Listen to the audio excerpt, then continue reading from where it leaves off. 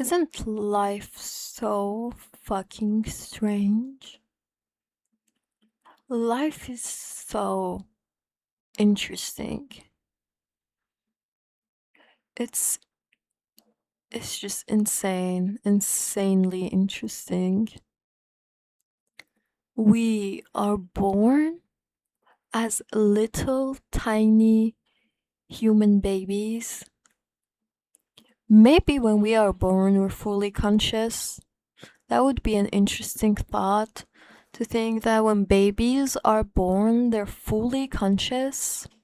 And it would make sense because when babies are born, they're pure soul, right? So they still haven't had experiences and external things and the mind develop to like alter what they are. So it's really interesting to think that babies are fully conscious when they are born, but just they can't express it. But they don't know how to work with this body. They don't know how this reality works. They're basically doing all this baby stuff, learning, but it's almost as if when now this whole thing would can't counteract, is that the word, would be like the opposite of the idea of humans getting amnesia when they are born. My theory though is that maybe when babies are born, I mean it's not a theory, it's just something I want to think about, maybe it could turn into a theory later on. They are conscious, but in the process of learning how this world works and how people around them work, in the process of learning how reality works, how physics works, how their body works, and in the process of learning how their needs are met, which is, as babies, we're basically all taught to be externally dependent, right? We're like born unable to do things for ourselves, and we're basically dependent on the external new world to do things for us, everything for us. Oh, who's running downstairs?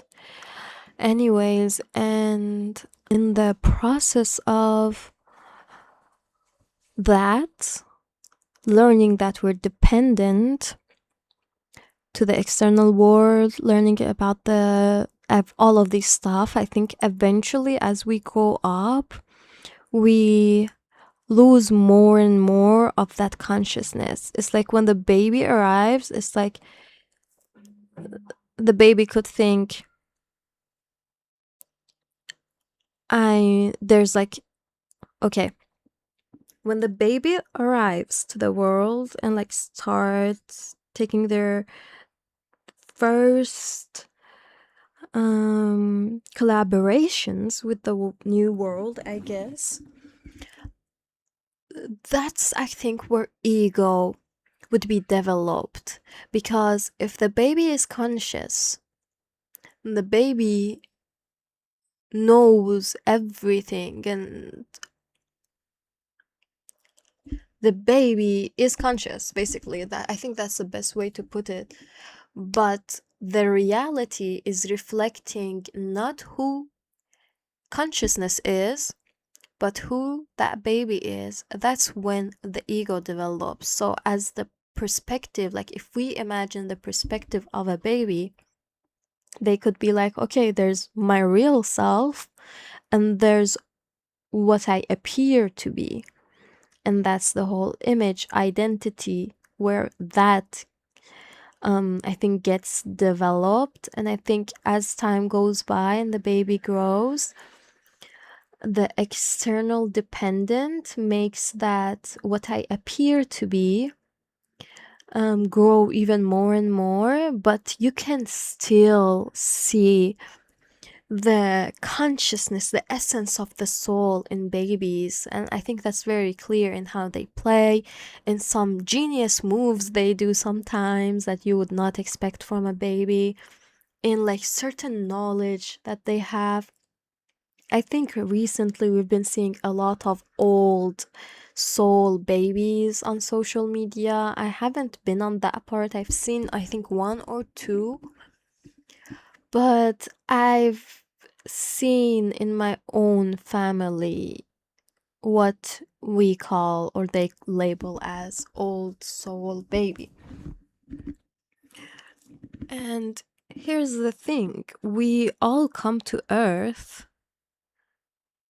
and go through the process of being dependent to the external world only to grow up and realize all the power is already within ourselves. Everything that we ever need, want, or want to be is already within us. The world is not external, and you don't need external things to happen for you. Now there's a more like there could be a better conversation explaining this. But what I'm trying to, I guess, explain is that we come to the world shrinking as we grow up, or like shrunk when we are born with all these limiting things, new world, not being able to take care of ourselves, and grow up and reach a point to realize that we are not as powerless and as small as we thought we are. And in fact, in the I am, there's infinite power. There's infinite possibilities and infinite support that makes them possible. Now, I've seen a lot of creators, very, very conscious creators, who would put that out there for people who have forgot and all of that.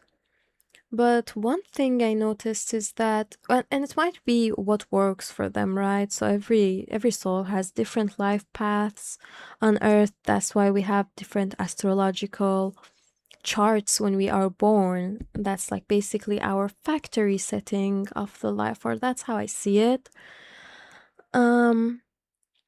I noticed with me myself personally, and maybe people around me, when I force myself into the I am, it works. It's nice. I stay up there, but eventually the world starts to disagree with me, right?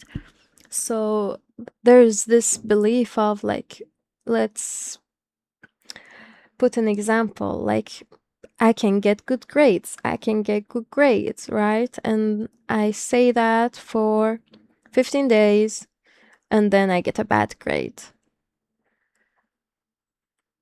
Here's, I think, what some people or a lot of people ignore, which might be working with them. With me personally, because of how empathic and my upbringing and my sort of wounds, lessons, limitations that I had, I could not ignore that. I could not, for some reason, be like, this paper is wrong and I'm right, because external results are, to me, indicating my internal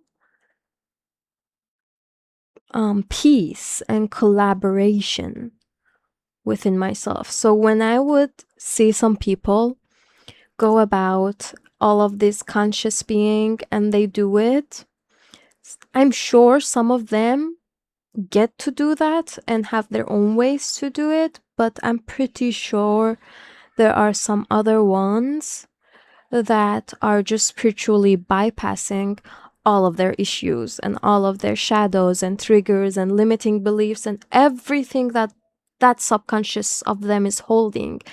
Because at the end of the day, what's creating our reality is really our subconscious, right? Whatever is in our subconscious is what's creating the world outside. Now, you can look at it psychologically, which makes perfect sense as well, or you could look at it philosophically, or you could look at it magically or spiritually, or however you want. In all of those different fields, you still see a theme of direct link of the subconscious with the external world. So here's the thing. I sit and I choose a belief and I continue choosing it, and then I forget, or the reality shows me that it's not true. Why does that happen? Is because my subconscious does not believe in that. So there's a conflict between my conscious and subconscious. Now, conscious is very powerful. So for those who have a very strong will and can hold that belief for long periods of times, they can reprogram their subconscious through that. Again, every story of every individual is different, right? They each have different soul journeys and life paths. But sure, that can happen. Whereas with some other people, and one of them is me, I noticed that when I want something, I cannot just hold on with my willpower because I feel a lot. I feel it's like I constantly have interrupting signals from the collective. And I'm sure a lot of like empathic people who they can't help but be connected to the collective, because I guess that's why they are there, to raise the vibration. So here's just like to sidetrack for a moment. Empathetic people who had very hard childhood, they kind of have to lower, or like in their own experiences have been lowered to where the collective is, or some parts of the collective is, to be able to lift the energy up, if that makes sense. So some of those experiences are childhood experiences, and some other experiences are energies and feelings that they have absorbed from other people. Personally, since I've worked through some of my family wounds, I started to more work with wounds that I've got from absorbed from other people, rather than have them develop in my own experience. So with that, like considering how empathic, or it's like psychic, oh my god, brain fart moment, how empathetic or empathic, or I'm not a native English speaker, so how much I can feel the collective energy, it's not easy for me to ignore it and ignore the external things that's happening to say I'm right, where I'm right. Now, that was for one part of my journey. That was a part of my journey where I just could not, I didn't have the willpower to overwrite over the collective energy, over the interferences, over all that I was feeling, over all the external um uh what did I say? The external echo chamber, right? So like the external is an internal echo chamber. So when I would see that at the beginning, it was really like, oh no, something was wrong. Maybe I just naturally, my soul knew that something was wrong internally, or maybe I just simply didn't have enough willpower to be like, no. Like, yeah, I guess that too. I wasn't conscious enough in my power to be like, no, that's not true. And I am, so this, and that, and manifest consciously, right? And I was like that for quite a while. And the thing is that every time that I noticed these misalignments, they brought me to some section of my subconscious. They somehow, some shape or form, led me into some part of my subconscious that needed programming, that needed journaling, needed to be looked at. So eventually, after doing this a couple of times, retraining my subconscious into basically reprogramming some of my beliefs, after that, I just took this non alignment, like when I choose that I am this, and the reality echo chamber doesn't reflect that. Now it's not a matter of willpower.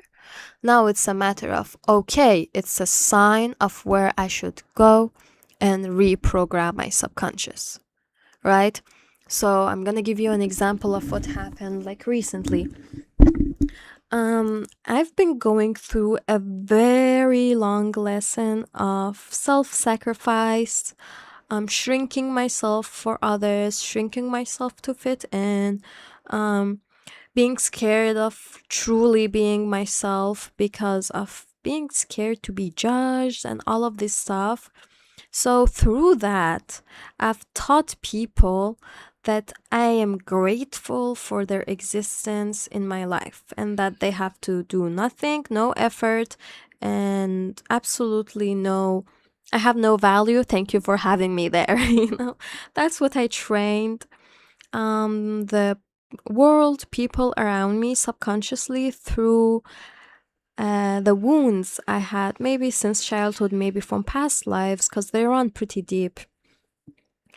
And so I have been working on my self sovereignty for a very long time, I think 3 years or so. And recently, and through that, by the way, I've changed my friend groups. At times, I got rid of everybody around me and refreshed and was alone for a while until people who resonated with my new frequency and mindset would arrive into my life. So I've been doing a lot of cleansing and restructuring and all of that until a while ago. So I really thought I was in a good spot. I thought that I was in a good spot. I've gathered some real friends around me. I've been working on my self value. I know my value. I know how I deserve to be treated, and blah, blah, blah, all of these self sovereignty stuff. And comes my birthday, and it had never happened to me before, honestly. But guess what happens? Nobody shows up in person to celebrate my birthday. So there wasn't a birthday celebration that I prepared or anything to say like they didn't show up to the invite, right? I had nothing to do with it, and I'd rather not like throw myself a party, or that was what I thought at the moment, at the time. But nobody else did either. So almost as if I don't constantly remind people about myself, I don't really exist in their life. I wasn't valuable enough for them to make a step to move physically to celebrate the day I was born, even though I was there for them through all of their ups and downs, and especially downs. Because I'm not the type of person who likes to go out, drink, party. I'm not I'm not fun. Basically, I'm not fun. And so I wouldn't be there in the ups that much, but when they're not feeling well, when they have an issue, oh, I was always there. And I kid you not, took me 5 days to realize that, oh, holy shit, not only did I not get any gifts, nobody showed up for my birthday. Yes, sure, they called me, said happy birthday and all of that, but nobody showed up the way I showed up for them. So for me personally, I have a lot of friends, but that doesn't stop me from um getting them stuff, celebrating their birthday, getting them gifts, even when I'm like in the middle of my final exams or university exams and I really don't have times, or like my bank has issues, because this stuff happened. But nevertheless, I still like took this step to celebrate the day they were born and to make it a pretty day. In some cases, even for some of my friends were outside of the country at like in their birthday time, and when they came back, I still threw them a birthday party. And I'm not saying all of this stuff to be like I'm entitled to be treated like that, because I treated them like that. No, because I think that these actions should come from your heart. But this misalignment of what I did for others and what I got reminded me of the narcissist victim wound that I had, where I was like, where people and maybe my family even would and take from me, never value me, never give back to me. So it was clear.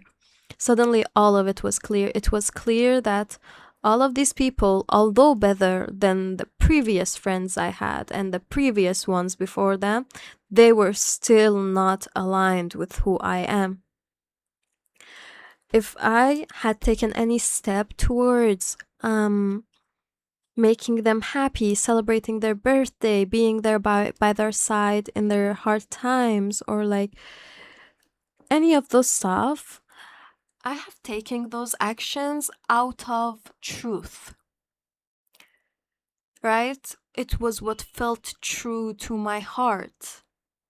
And that's why I did them. And if my friends and people around me don't don't take those steps, I am not gonna force them into taking that step. I just know that they, first of all, they do not align with who I am anymore, and second of all, there is an interference. My echo chamber is somewhere in my beliefs. I'm still accepting this type of behavior, right? Somewhere in my subconscious, this is still okay. That's why it's reflecting in the external echo chamber through these people. Now, something that was very interesting to me was that the universe was pouring into me. The universe, my manifesting stuff, all of them were working. My family were pouring into me. We were already done with all of those lessons. So I was doing pretty well in every section of my life except two. And one was friends, and the second one was romantic. And I'm not gonna say I had bad romantic relationships that would like cause. In fact, I had like very, I'd say, good experiences. But this one romantic that I'm talking about was what they label as twin flame for me. So that also was very interesting for me. So my family is pouring unconditionally into me as I'm pouring into them. The universe is pouring unconditionally into me as I'm pouring into it.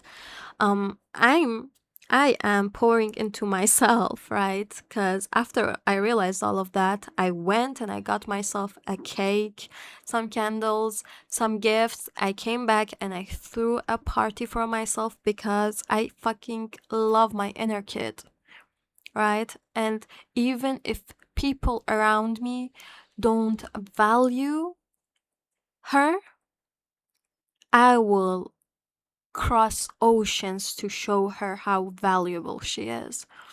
So, yeah, that aside, why was I misaligned in the friend group and that twin flame? Now, the twin flame part was very interesting to me because I kind, with the mirroring thing, I don't know quite that much about twin flame, but how I took it was as my other self, right?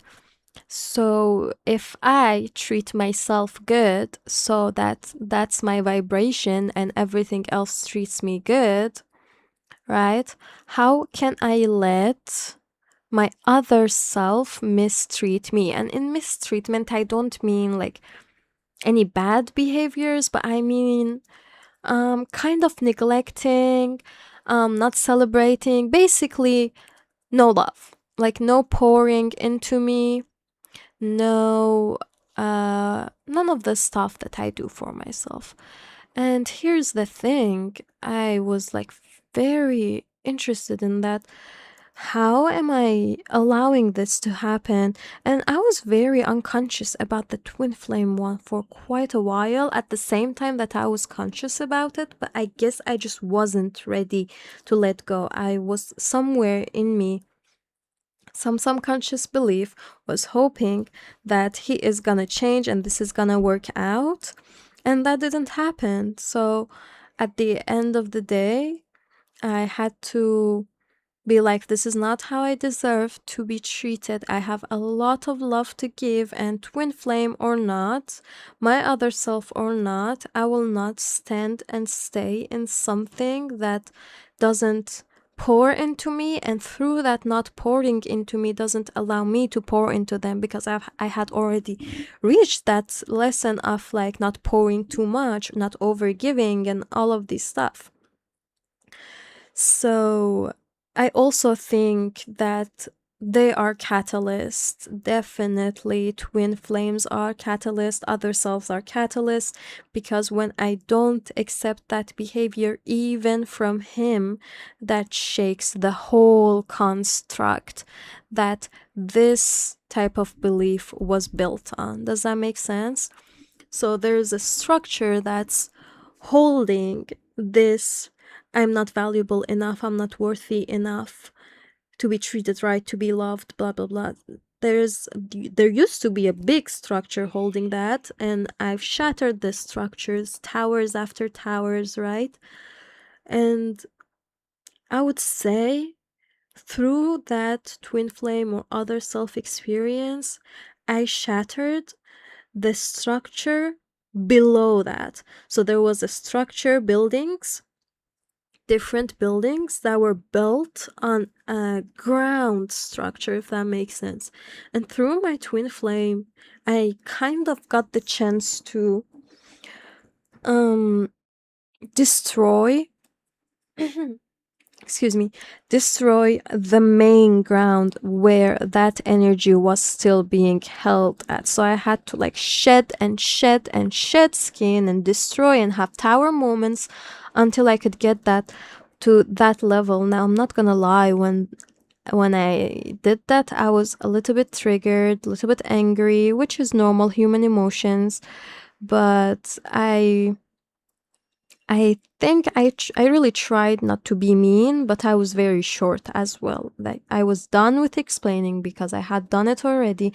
I was I could not tolerate it anymore. That was where I was. No more toleration. I could not take it anymore.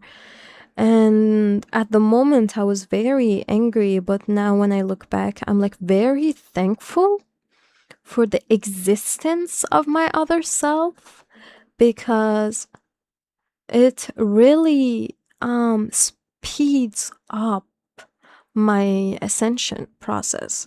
So like with the triggers that I had throughout the relationship, I got to realize, oh my god, these are very deep layers that I didn't have access to until this person triggered them.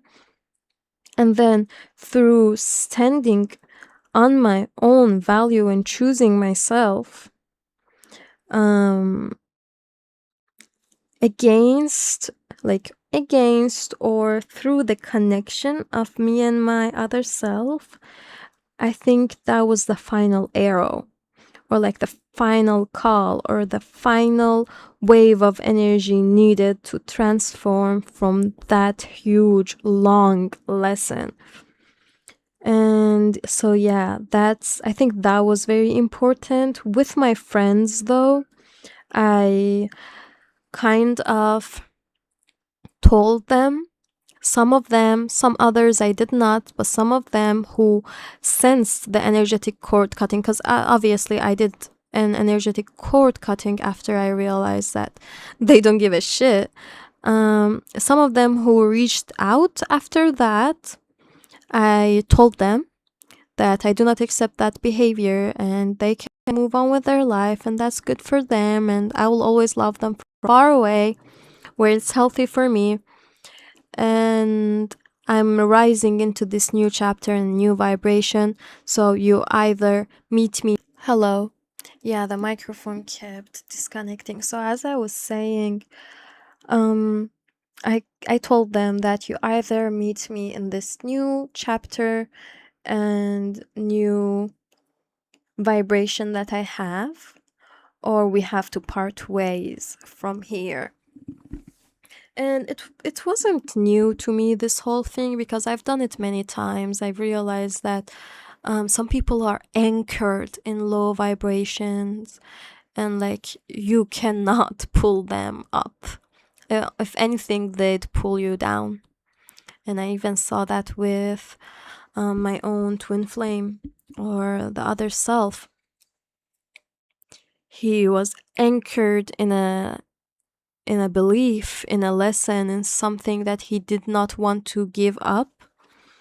And because he was anchored in that vibration, he was pulling me down. Of course, obviously, the interactions we had this while brought me a lot of clarity and helped me a lot.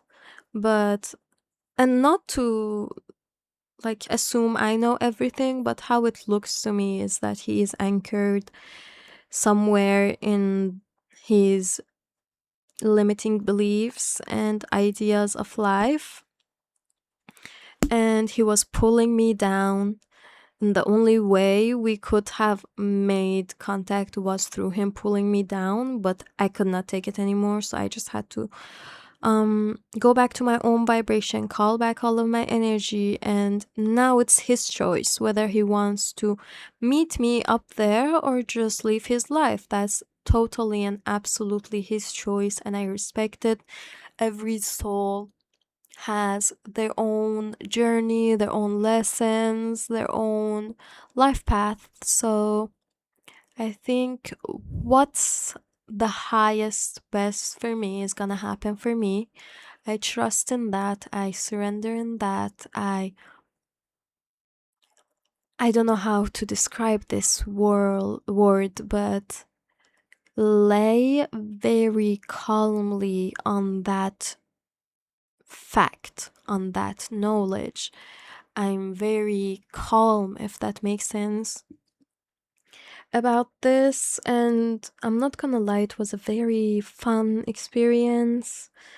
It was interesting to know that the person is your twin flame, because in my previous interactions I did not know, but because we've met a couple of times, we had the bubble phase. I still didn't know we're twin flames in the bubble phase. I only knew in our meeting again a while back. I realized then.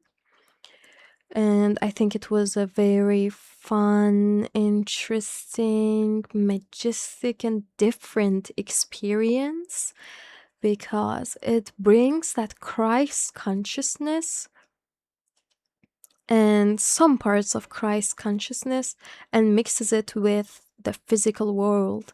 It's like I already was in that vibration of, okay, everyone is my other selves. But meeting him showed me that there's still some gap between integrating and embodying that within me. And it was very interesting, to be honest. It was fun. It was as if you take a child into a ride in space and they just start seeing different planets. It was very interesting. I'm not gonna lie, it wasn't smooth sailing. When it was happening, it had a lot of fun moments, but it had a lot of triggers, like a lot of issues, a lot of problems, a lot of lessons, a lot of triggers, a lot of things. It was heavy. I'm not gonna lie, it was heavy, but it was also fun. It was very fun. So, yeah, that's basically how I personally go through manifesting, if that makes sense. It's that I focus on where uh, the misalignment is happening, and I use that misalignment as information, as data, and turn it into a new belief. I basically decode. Yeah, that's what reprogramming is, right? We're decoding. Ouch, my hair got stuck. We're decoding and reprogramming which parts of our subconscious doesn't align with who we know we are, which is consciousness, the I am. And it's an interesting journey, so I don't know, I might start this podcast and take you along with me on my own journey. I am not sure yet, but yeah, why not? Maybe I do that. I think that's it for today.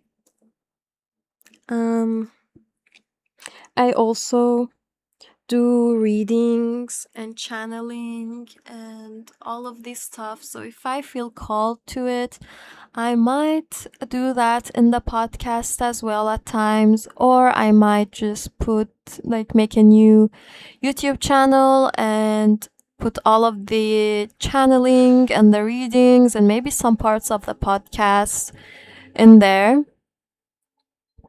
Yeah, I guess we'll see about that, but that is it. I hope you enjoyed. Let me know what you think about what I said, and let me know your own experiences with manifesting, reprogramming, the external dependency into internal power, and all the things that we talked about. Let me know how things unfolded for you. And I started this by saying strange how life makes sense in time. Or did I? I don't know. I had the intention to.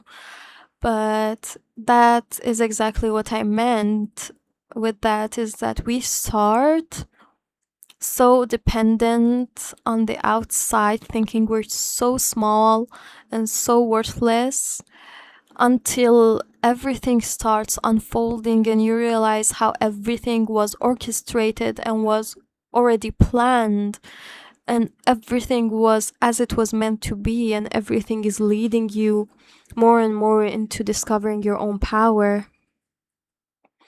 And yeah, that sentence is from the song Flying. I don't remember the singer, but it's an old song.